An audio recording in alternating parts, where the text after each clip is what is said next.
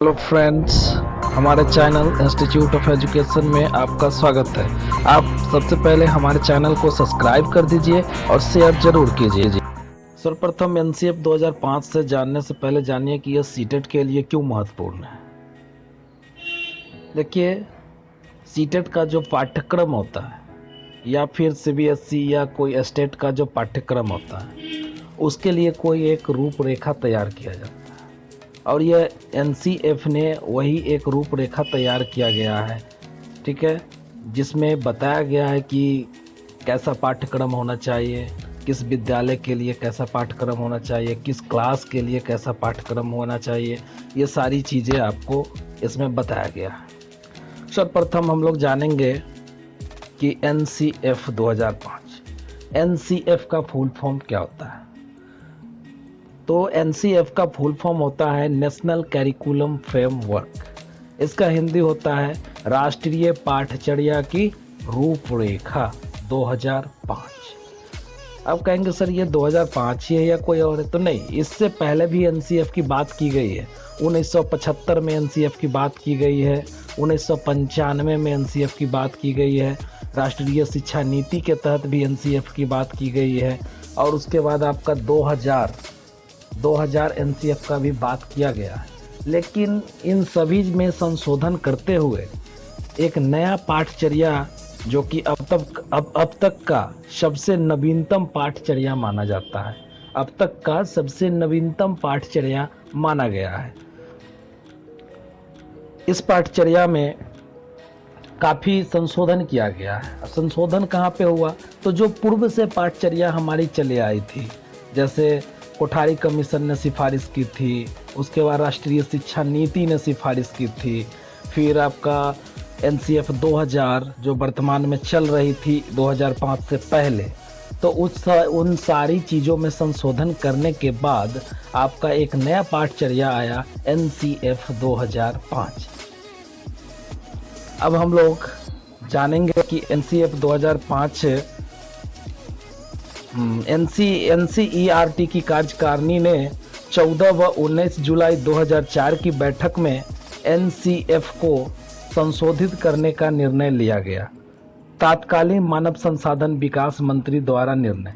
तात्कालीन मानव संसाधन विकास मंत्री 2004, उस समय की अगर हम मानव संसाधन विकास मंत्री की बात करें तो अर्जुन सिंह नाम के आपका मानव संसाधन विकास मंत्री थे, जिन्होंने यह निर्णय लिया कि एनसीईआरटी और ये मानव संसाधन विकास मंत्री सभी ने मिलकर के, उसके समिति, उसके ये जो सदस्य थे, वो सभी ने मिलकर के यह निर्णय लिया कि नहीं, एनसीएफ 2005 को लागू किया जाए और यह अब तक का सबसे नवीनतम पाठ्यचर्या माना गया है। अब हम लोग जानेंगे कि एनसीएफ 2005 क्या है। पहली पॉइंट है कि यह विद्यालयी शिक्षा का अब तक का सबसे नवीनतम राष्ट्रीय दस्तावेज है। ये तो क्लियर हो गई। दूसरी बात है, इसे अंतर्राष्ट्रीय स्तर के शिक्षाविदों, वैज्ञानिकों, विषय विशेषज्ञों व अध्यापकों ने मिलकर तैयार किया है। मतलब कि इस पाठ्यचर्या को तैयार करने में बहुत सारे शिक्षा शास्त्रियों का, वैज्ञानिकों का और स्पेशलिस्ट, जो सब्जेक्ट स्पेशलिस्ट होते हैं, जिसको विषय विशेषज्ञ बोला जाता है, वो टीचर आदि ने मिलकर के इस ये पाठ्यचर्या का निर्माण किया है। एचआरडी मंत्रालय, HRD human resource development, HRD मंत्रालय की पहल पर प्रोफेसर यशपाल की अध्यक्षता में देश के चुने हुए 23 विद्वानों ने शिक्षा को नई राष्ट्रीय चुनौती के रूप में देखा गया। तो आपसे कई बार पूछा गया है कि इसकी अध्यक्षता किसने की या इसकी सिफारिश किसने की, एनसीएफ 2005 की सिफारिश किसने किया? तो यहाँ पर आपका आंसर आता है प्रोफेसर यशपाल। प्रोफेसर यशपाल ही थे जिन्होंने इसकी सिफारिश की थी। आगे अब हम लोग बात करेंगे एनसीएफ पाठ्यचर्या निर्माण के सिद्धांत या मार्गदर्शक तत्व, मतलब कौन कौन से सिद्धांत पर बल दिया गया है इस पाठ्यचर्या के अंतर्गत। तो हम लोग उसको देखेंगे।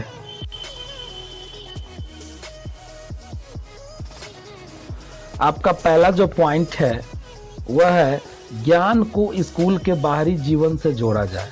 मतलब बालक को जो स्कूल में शिक्षा दी जाती है तो उस शिक्षा को कहा जा रहा है कि सिर्फ चार दीवारी के अंदर ही शिक्षा बालक को नहीं दीजिए, बल्कि बालक को शिक्षा विद्यालय से बाहर खुली वातावरण से जोड़कर देनी चाहिए, उसके दैनिक जीवन से जोड़कर उदाहरण देने चाहिए, जिससे बच्चे में क्या होगा कि समझ अच्छी तरह से विकसित होगा, क्योंकि बच्चे अपने आसपास की वातावरण को अच्छी तरह से जानते हैं।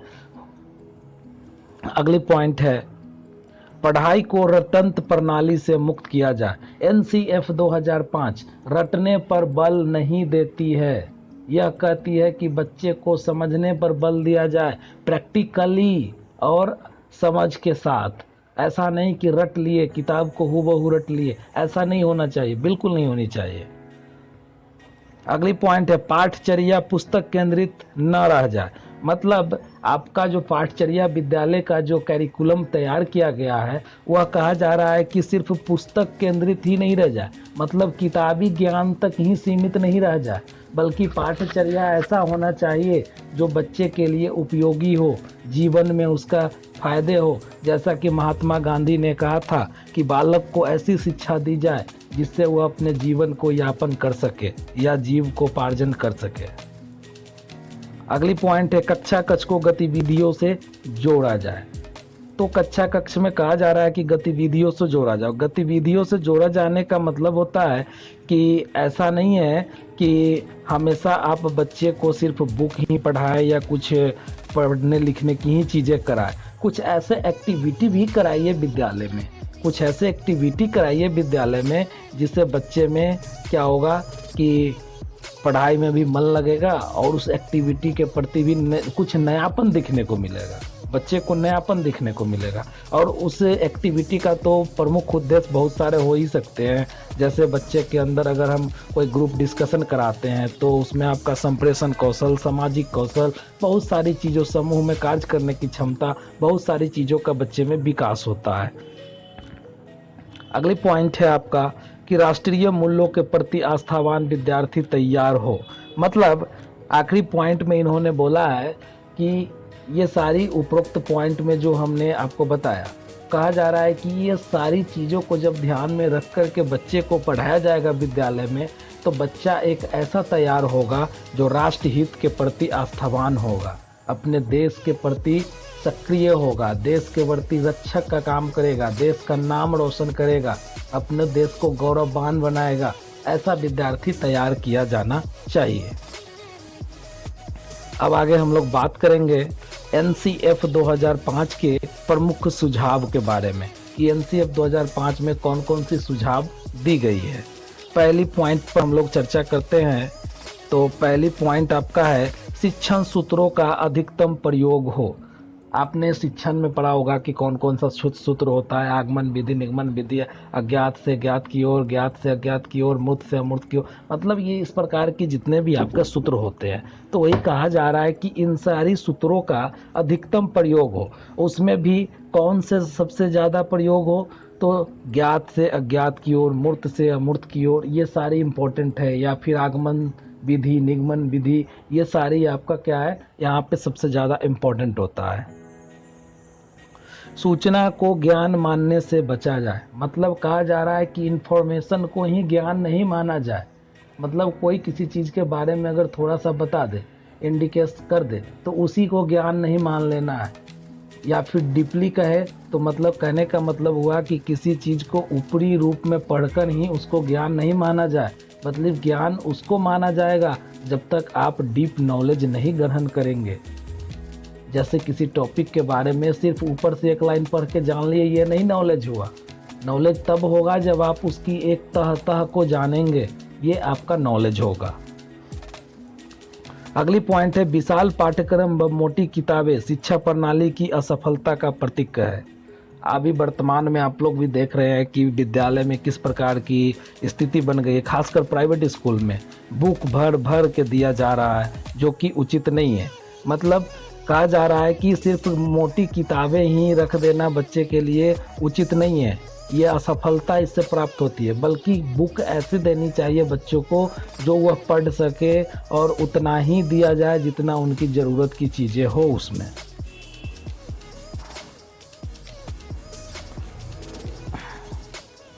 अगली पॉइंट है कि मूल्यों को उपदेश देकर नहीं, वातावरण देकर स्थापित करें। मूल्य आप लोगों ने पढ़ा होगा अधिगम में, वहाँ पे आपने मनोविज्ञान में पढ़ा होगा। तो मूल्यों को कहा जा रहा है, यहाँ पर मूल्य मतलब कीमत नहीं है, यहाँ पर मूल्य मतलब नैतिक, चारित्रिक या सामाजिक चीज़ों से, सामाजिक बंधन, रीति रिवाज आदि से आपको यहाँ पर लेना देना है। तो कह रहा है कि ये मूल्य जो है, मूल्यों की शिक्षा उपदेश देकर नहीं दिया जाए, बल्कि वातावरण ऐसा बना दीजिए आप जिसमें बच्चे खुद ब खुद उस शिक्षा को ग्रहण कर ले, खुद ब खुद सीख ले। ऐसा वातावरण बना दी, मतलब कि वातावरण पे ज़्यादा जोर दिया जा रहा है।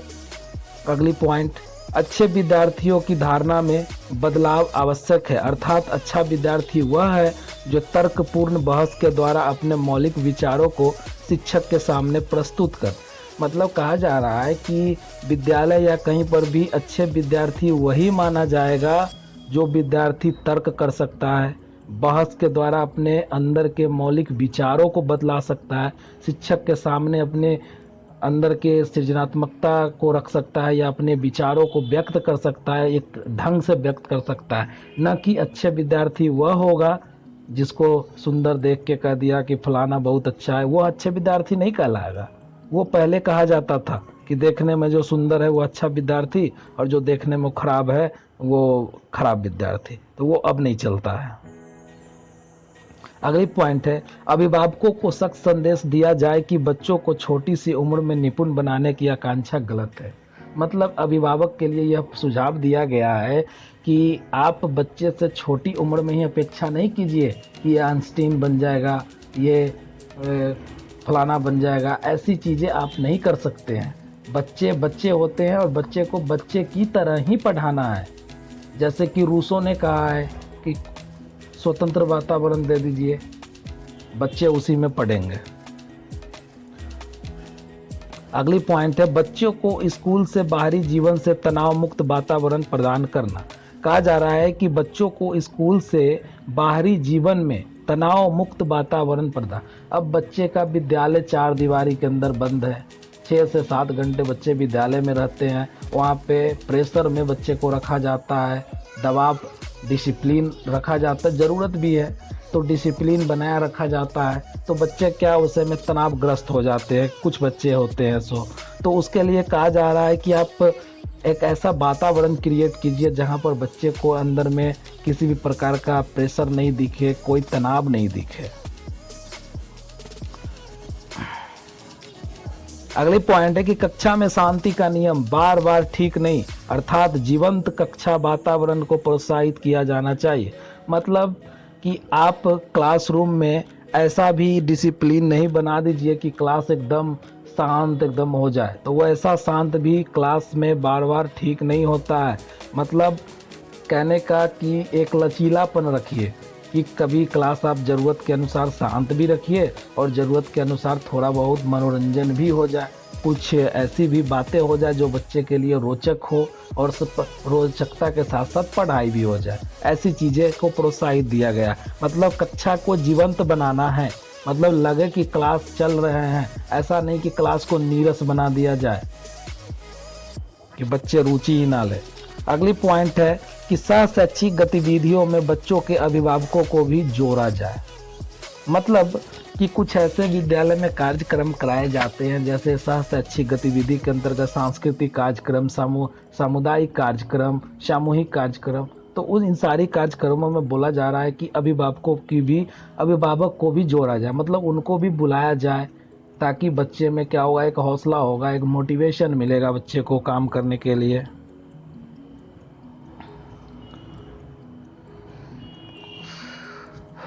अगली पॉइंट है समुदाय को मानवीय संसाधन के रूप में प्रयुक्त होने का अवसर दे। समुदाय की बात की गई है कि समुदाय को मानवीय संसाधन के रूप में प्रयुक्त होने का अवसर दे। मतलब हमारे जो समुदाय हैं उनका भी प्रयोग आप एक ऐसे संसाधन के रूप में करें। आप जानते हैं मानवीय संसाधन और भौतिक संसाधन दो प्रकार के होते हैं।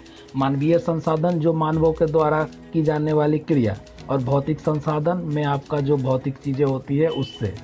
ठीक है। अगली पॉइंट है खेल आनंद व सामूहिकता की भावना के लिए रिकॉर्ड बनाने व तोड़ने की भावना को प्रश्रय न दे। मतलब हुआ कि खेल और ये बहुत सारी सामूहिक गतिविधियां विद्यालय में कराई जाती है, तो कहा जा रहा है कि उस खेल में ऐसी भावना बच्चे के अंदर नहीं होनी चाहिए कि मुझे रिकॉर्ड बनाना है, रिकॉर्ड तोड़ना है, ये सारी चीज़ें नहीं होनी चाहिए।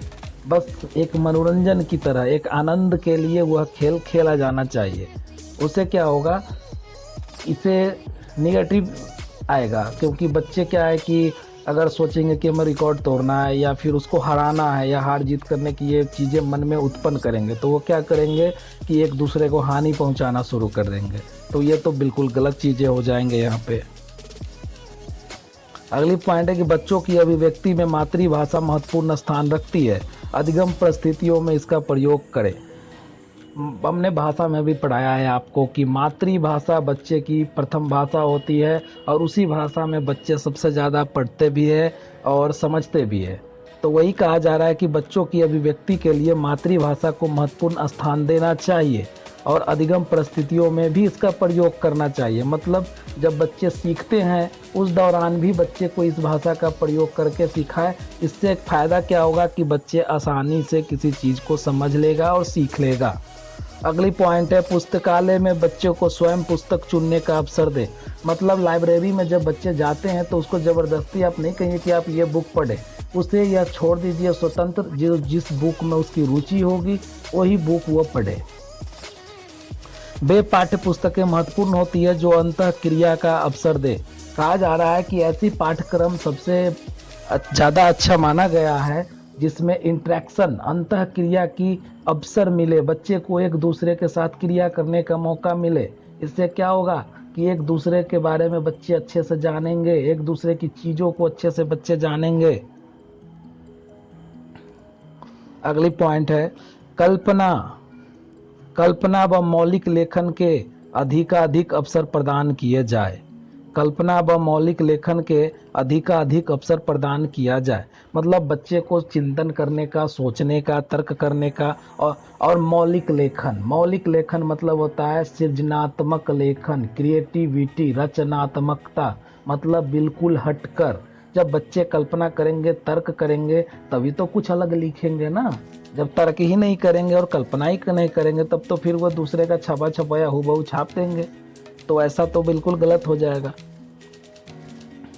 अगली पॉइंट है कि सजा व पुरस्कार की भावना को सीमित रूप में प्रयोग किया जाना चाहिए।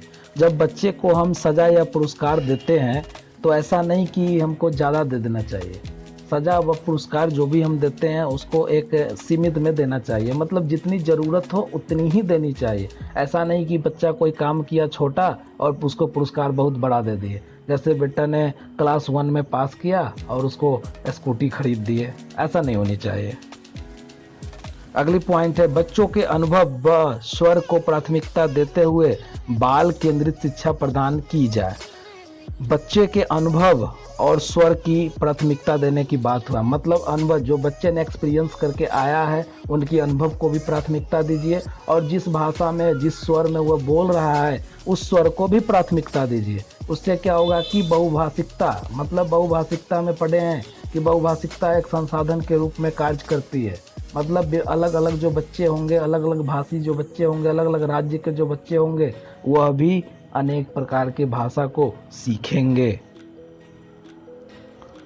सांस्कृतिक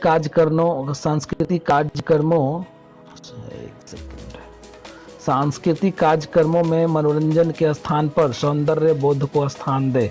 मतलब मनोरंजन के स्थान पर सौंदर्य बोध को स्थान देने की बात की गई है। अब सौंदर्य बोध मतलब यहाँ सुंदरता से नहीं है, यहाँ पर अच्छाई से है।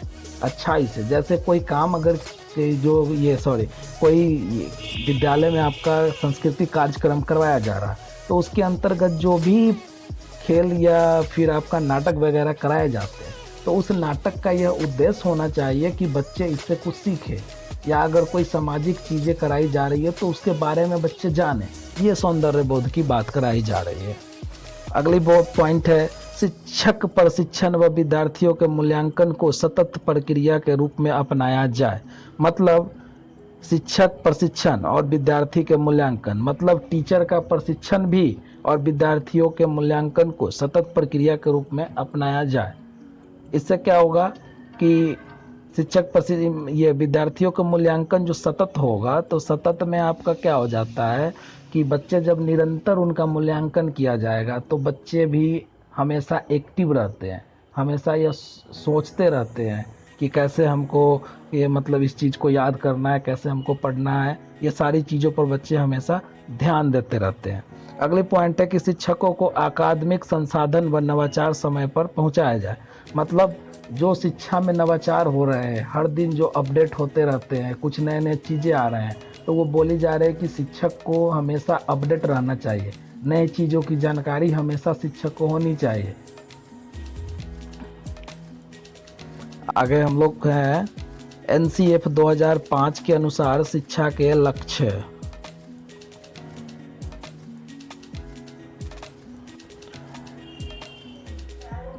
इसमें आपका पहला पॉइंट है कि स्कूल के जीवन को बाहर से जोड़ना चाहिए। मतलब चार दीवारी की जो शिक्षा है उससे बाहर निकलकर बच्चे को पास पड़ोस से, घर से, आदि जगहों से जोड़ करके शिक्षा दी जानी चाहिए। दूसरी पॉइंट है आत्मज्ञान। मतलब बच्चे को स्वयं खोजने का एक निरंतर मतलब अवसर देना चाहिए, बच्चे को करके सीखने का मौका देना चाहिए। मूल्य शिक्षा अलग ना होकर शिक्षा में ही हो। मतलब जो नैतिक शिक्षा की बात की जा रही है उसको अलग से शिक्षा नहीं दी जाए, उसको भी शिक्षा में ही शामिल कर दिया जाए। सांस्कृतिक विविधता का सम्मान करें। विभिन्न प्रकार की जो संस्कृति हमारी विभिन्नता है उसकी सम्मान करने की बात कर रही है। मतलब किसी को आप हीन भावना से नहीं देखिए, सभी को एक समान नज़र से देखिए। व्यक्तिक अंतर को स्वीकार करना। व्यक्तिक अंतर को स्वीकार करना मतलब विभिन्न प्रकार के व्यक्तिगत जो विभिन्नता है आपके विद्यालय में, आप उसको स्वीकार कीजिए। ऐसा नहीं है कि आप एक शिक्षक होने के नाते किसी के साथ पक्षपात कीजिए, ये गलत है। अगली पॉइंट है राष्ट्रीय व देश पर गर्व करना। मतलब बच्चे को ऐसा बनाइए जो अपने राष्ट्र और देश के प्रति सम्मान की भावना से देख सके। कक्षा में अच्छा माहौल व उसमें बच्चों की भागीदारी। मतलब कक्षा में अच्छा माहौल, ऐसा माहौल क्रिएट किया जाना चाहिए जिसमें शिक्षक की भी भागीदारी हो और छात्र की भी भागीदारी हो, और माहौल भी ऐसा होना चाहिए जिसमें शिक्षा ग्रहण भी किया जाए। शिक्षा को, शिक्षा प्रक्रिया को गरीबी, संप्रदाय, जाति, लिंग से मुक्त। मतलब कि वही पक्षपात की बात हो रही है कि विद्यालय में किसी भी प्रकार की आप जाति के आधार पे, लिंग के आधार पे, संप्रदाय के आधार पे, गरीबी के आधार पे, ये सारी चीज़ों के आधार पे आप किसी भी प्रकार का कोई पक्षपात नहीं कर सकते हैं।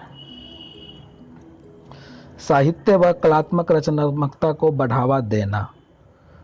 मतलब बच्चे के लिए रचनात्मकता, कला से संबंधित क्षेत्र के लिए, साहित्य क्षेत्र के लिए इन सब चीज़ों को बढ़ावा देना चाहिए जिससे बच्चे में इसका विकास हो सके।